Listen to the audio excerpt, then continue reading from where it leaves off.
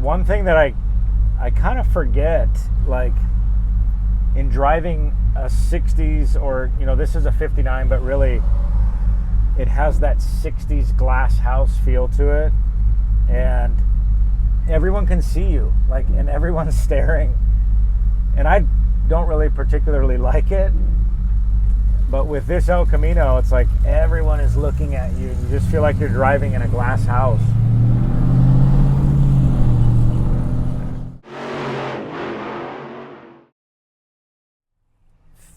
Three years ago, I pulled this car out of the desert in Ontario. It was a small junkyard there. The guy was selling everything because they were building Amazon production tilt-ups. They were like, 50,000 square foot buildings. So he was selling everything he had there, and I knew that this El Camino was one to grab. Fast forward, now I'm sitting in this car. It is done, finished, and it's surreal. We put a ton of hours into this thing over the last year. The guys and myself worked tirelessly to build this car in a very short amount of time.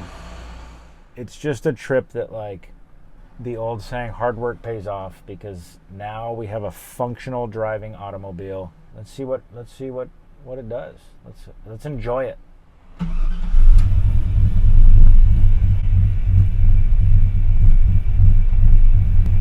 We put a nice cam in this thing, so it has a great idle. It's a 5.3 327 cubic inch LS mated to a 4-speed automatic. It's, to me, one of the best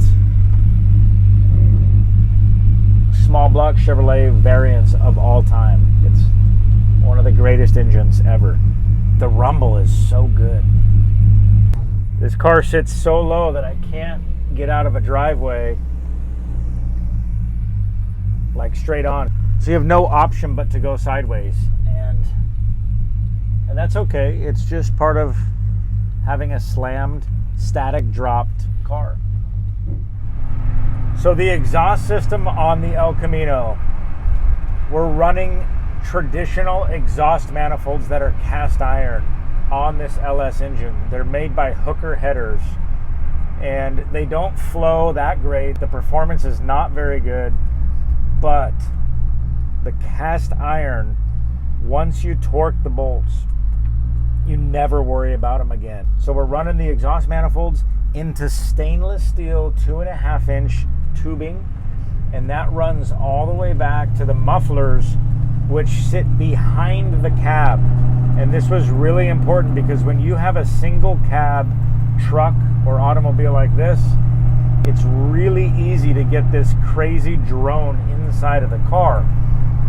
So all in all, the way that we kind of laid this exhaust out and the way that I designed it, it seems to function very well. Performance-wise, it does great. And also, it sounds really good. I'm gonna stomp the throttle for you guys right now.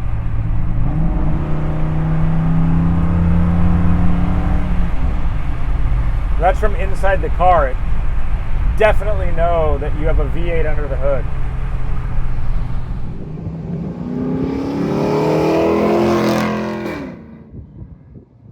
So the 59 Chevrolet Impala and El Camino station wagon was originally designed by Harley Earl, and this was one of his last projects. Now, Harley Earl was legendary because he was the guy behind all the concept cars, all the dream cars, and this was, like I said, one of his last projects. And the El Camino and the Impala and station wagon on its own is just a legendary design.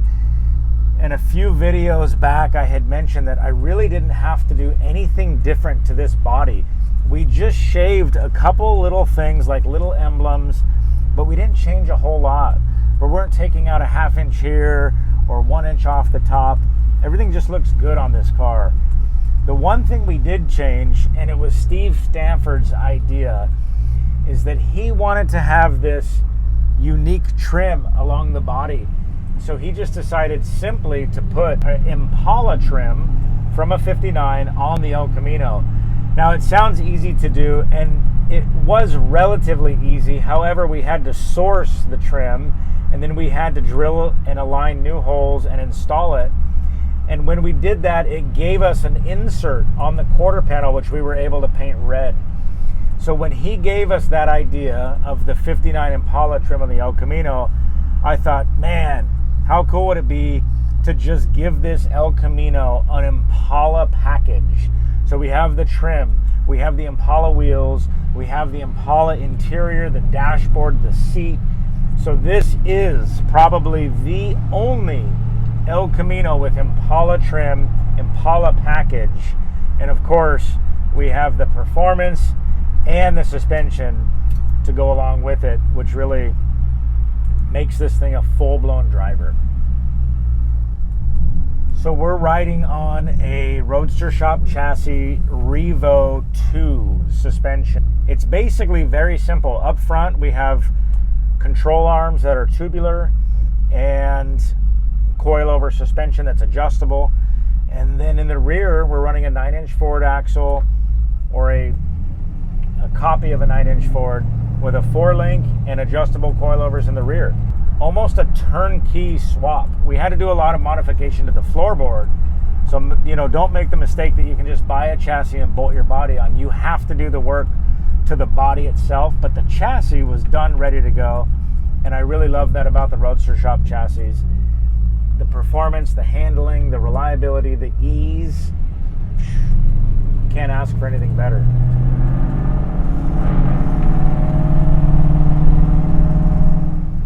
The interior on the El Camino is a bench seat.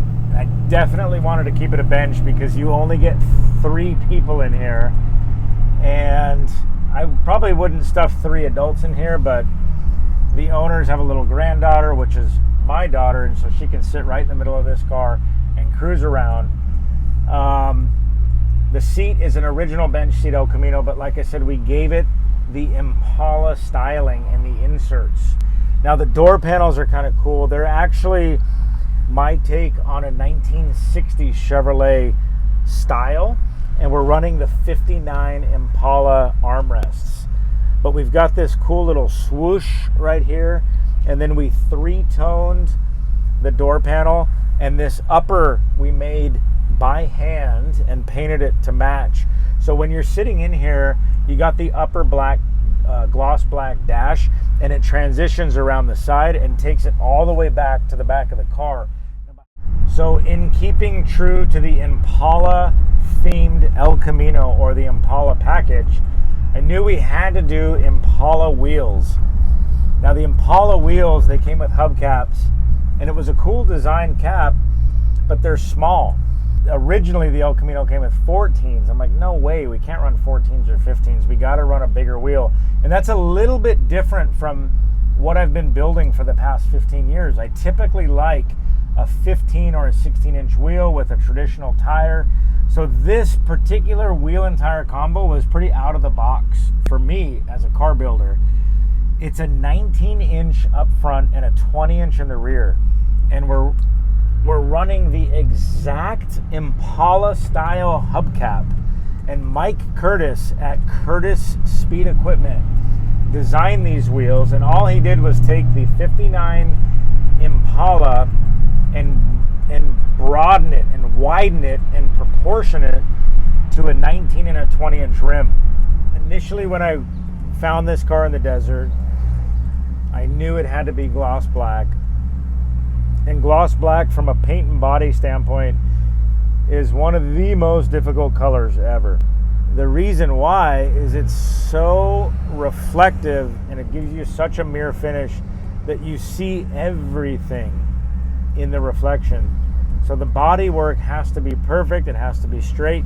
We have over 700 hours in the body work alone. Block sanding, skim coating, priming, blocking. It's insane. It just doesn't, it felt like it didn't end, you know? And then we shot it gloss black. Brandon rubbed out the whole entire car. We ended up using 800 grit sandpaper to start blocking the clear. This paint job, when you see it in person, takes this car to a whole different level. The other thing about these El Caminos is the metal themselves is destroyed because there's no real good drainage for the water to get out of the body anywhere. It's crazy. So these cars are thrashed when you get them. You know, I wish I could say like, oh, there was one part of the car that was great and in good condition, but even the dashboard took a ton of work. It pays off though once you see this car in person. The stance, the bodywork, the gloss black paint, it really is a stunning looking car. One thing when I'm in a car, a classic car, I always think about who drove it before me and what happened in this car in the 60s and the 70s. I remember being a little kid and my uncle always had classic cars, and he would say that. He'd sit in there and he'd be like, I wonder who drove this in 1955, you know. But, you know, from the outsider looking in at our industry and what we do and how much time it takes and how much money it takes to have a car commissioned, like, I think a lot of people don't really understand, you know, the craft and the art behind this. They want something unique, and all of my customers appreciate classic cars and appreciate something different than your average vehicle that's driving on the road. Then the argument comes up is like, well, why isn't it original? So it's this weird timing, I think, that where we're at in the last 15 or 20 years, where in the classic car industry, we're incorporating modern technology and modern engines and transmissions and suspensions, and we're just using the body and the styling. And it really, like, I think about it a lot, like what was happening with styling and design from the 30s to the early 60s is so iconic that everybody 60, 70, and 80 years later still wants that exact same styling.